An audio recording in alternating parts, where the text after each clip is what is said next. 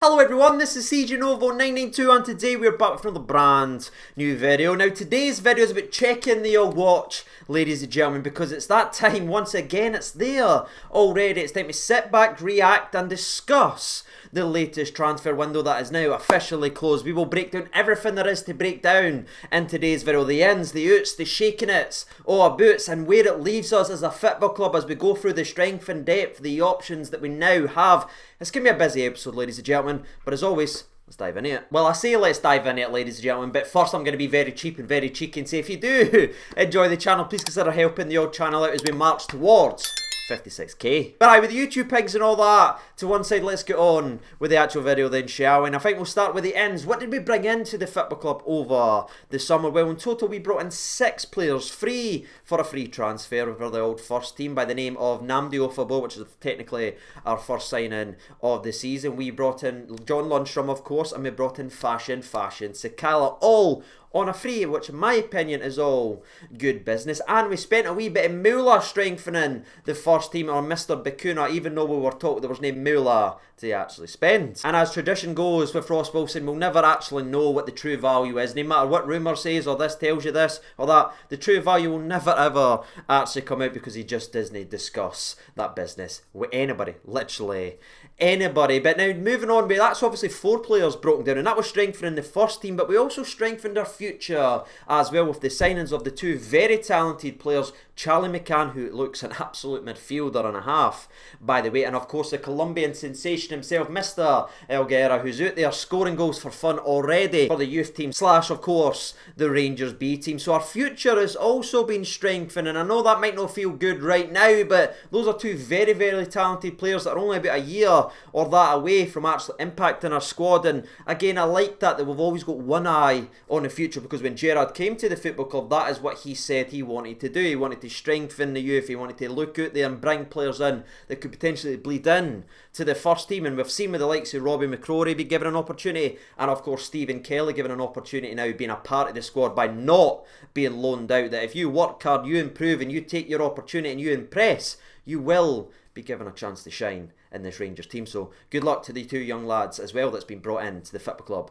over the summer. But again, if we just focus in on first team style football, because I'm sure that's what a lot of people want to discuss right now, we brought in a total of 4 players, whilst we let go quite a bit more, ladies and gentlemen, because we let go of the likes of Jamie Murphy, Greggy Stewart, and of course Jamie Barjonas, whilst obviously not picking up the option that was in the contract and loan agreement for Bakani Zungu, who when it looked like he would be a signing, Rangers decided not to, so he's went back to France and he's now currently without that move. So we move away from those free transfers and players that's left the football club for free, and we get to the old loans, because we moved 4 other players out via loan. One being Jake Hasty, we moved out our boy Glenn Middleton, and we of course done some deadline day action which we broke down in a lot of detail in yesterday's video. So if you haven't seen that, go ahead and check that. But of course that is none other than our boy, the Croatian Prince Katic, and big said the Ted Cedric Itten. But we aren't done there, ladies and gentlemen, nah, because there was a further 2 players that left the football club, but they went for free or they went loans. This was actually for some moolah coming in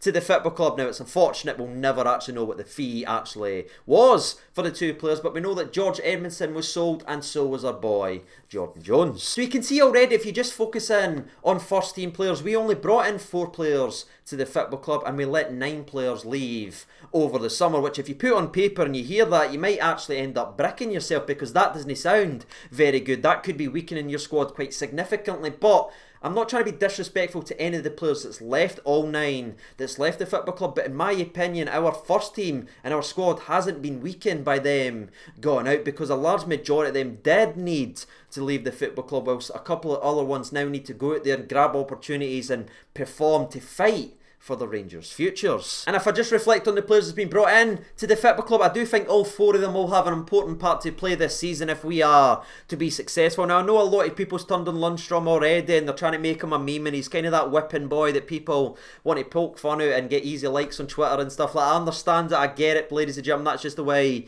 things goes these days, but there's been so many examples over the years and even gone back that you can't always judge a player in his first couple of games. I mean, look at Papachi's first season, ladies ladies and gentlemen. Look at BB, if you want recent history, look at his first season to what he ended up becoming for our football team. So let's not write off Lundstrom just yet. I think there is a player in there. If we can get him up to speed, we can get him gelling with the squad, and our squad can get back firing to what it can be. That will hopefully make for a perfect relationship, and Lundstrom can start doing some Lord things. Namde is the one that's always going to be in a question right now, because it's a real sickener, and it's certainly not his fault by any stretch of the imagination, because you look at what he brings on paper, what type of player he is. He is an absolute destroyer, bully in the middle of the park that will go through people, win us the ball back. That is what we've been craving already in the start of the season, especially with the likes of Ryan Jack not being able to get involved. We need a destroyer. We have a destroyer, but unfortunately something came up, obviously, in the heart scan, and Rangers done the right thing by taking him out of everything and just making sure that that lad is alright first before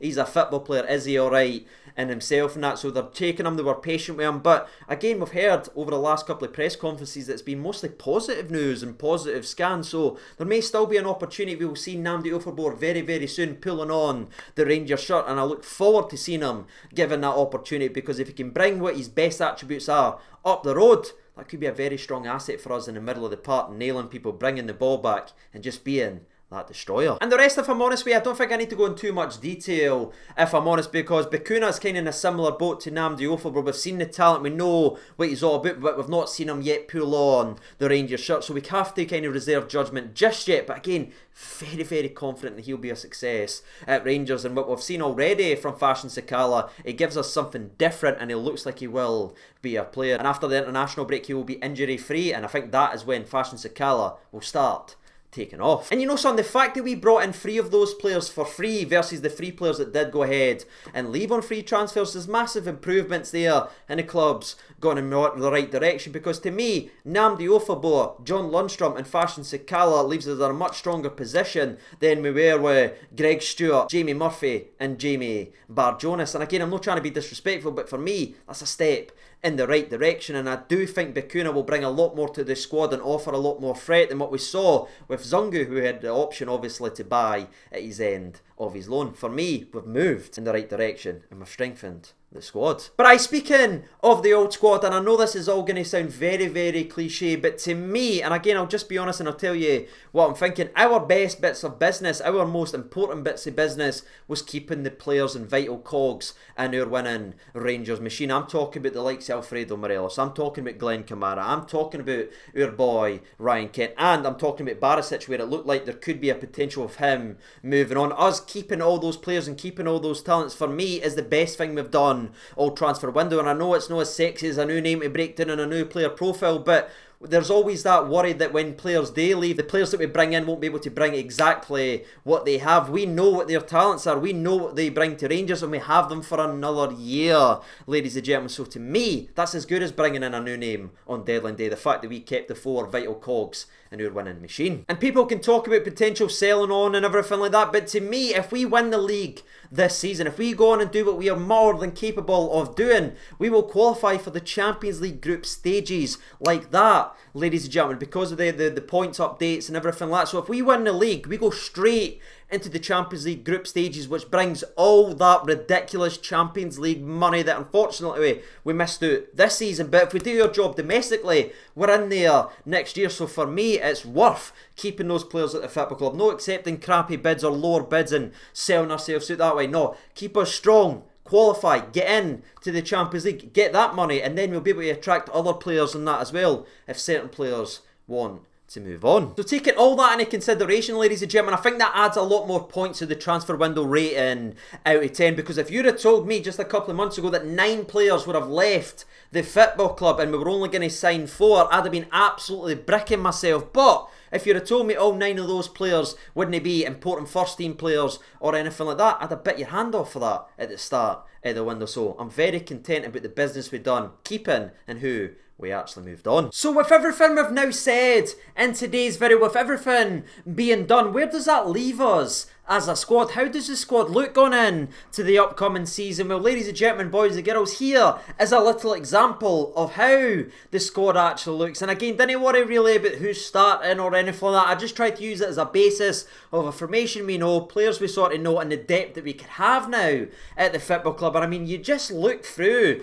all of that, it's just absolutely outstanding. I mean, look at the striking position, for example. You've got Morelos, you've got Rufy, you've got Sakala, you've got Jermaine Defoe. Either wing could really be anyone that we've got up there. There's so many chances for rotation. The midfield three, for example, is absolutely standing as well. And again, I've only listed a couple of names for each position, but every player is able to play anywhere across the free, and if we play the more attacking formation, which I love and looks like that, I think that's when Hadji and Bakuna or even Lundstrom could potentially really come alive in those actual roles. And you talk about strength and depth, you talk about rotations. Look at the fullbacks with Tavernier, you've got Patterson on one side, Bassey and Barisic who stayed, and that strength and depth continues and it bleeds right into the centre back spots, where if you look at the left hand side, you've got Halander, you've got Balogun, you've got Simpson, and when you look at the right hand side, the right centre back spot, we've got Goldson, we've got Goldson.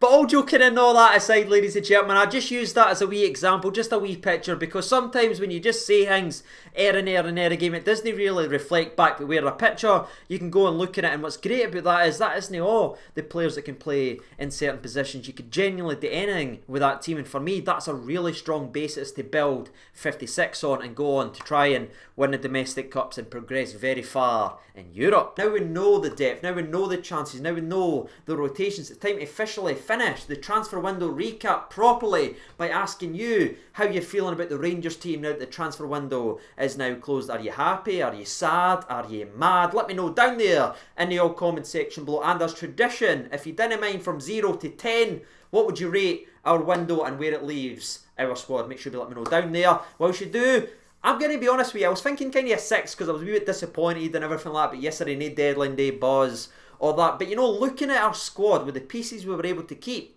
I'm going to jump up to an 8, and people can slaughter me and everything like that for they want, but I'm seeing players there that I know that can play. That's better than signing names that's always going to have that question mark. And if Bakuna and Sakala and Lundstrom and Namdi all come into the squad and perform to what we hope they can do, I might even go above that, ladies and gentlemen. But that's where I'm sitting with it. You can feel free to shout at me in the comment section below. I'm pretty happy with the overall business. Yes, it didn't have the spice on deadline day, but there's enough winners in there and there's enough true Rangers players in there. But that's me off, done and dusty with today's video, ladies and gentlemen. I have been sieging over 92. Rocky was originally lying here, but as soon as I put the green screen out, it came wandering underneath, so he's lying underneath the desk because he's feared of the old green screen, ladies and gentlemen. So I better finish up today's video and take the wee man a walk. So until next time, take care of yourselves, all the best, and bye.